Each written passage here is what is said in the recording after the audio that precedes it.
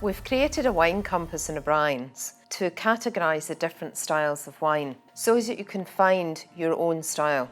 Juicy lively reds are a great food style of wine because of the fresh acidity, because of the intensity of the fruit. They tend to work very, very well with food. Now, there are food and wine matching rules, as we know, but rules are there to be broken. So you have options as to what you're going to do in terms of food and wine matching.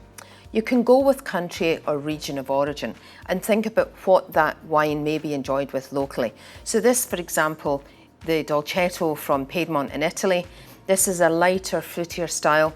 This wine may even be chilled slightly if you wanted to chill it in a warm summer's day. It works perfectly with salads. It works fantastically well with white meats, works with any version of vegetarian food, and it also works with cheeses. So think things like mozzarella, sliced tomatoes, basil, and maybe even a drizzle of balsamic. Think Italian when you're thinking about the Dolcetto.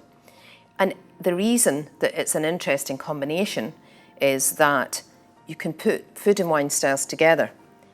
Dolcetto here actually has good acidity, and if you think about tomatoes, they have good acidity. So that's a really nice food match. We're now into Beaujolais, and we're thinking of the food from that region. So of course, if it's the summer, again, you may want to chill this wine very slightly.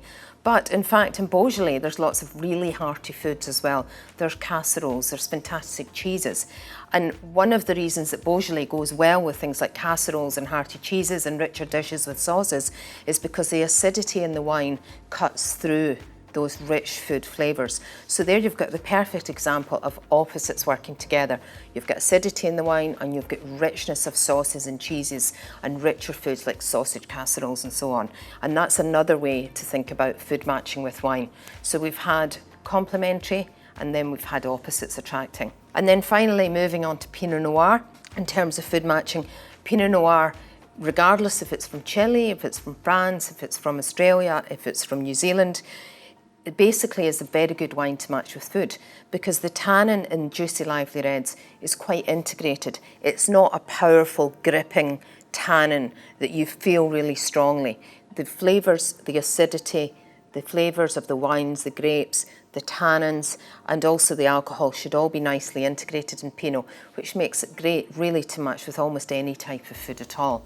But certainly here, with a touch of nutmeg and a touch savoury, you can start to go towards red meats, you can start to go towards barbies in the summer, or you can start to go towards, say, casseroles or roast vegetarian dishes in the winter.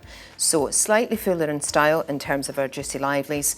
But just think about what would you like to drink and then what would you like to eat with it, and experiment, have fun, try different things. You don't have to stick to the rules, and you may find a completely new food and wine pairing that works perfectly for your palate and for your tastes.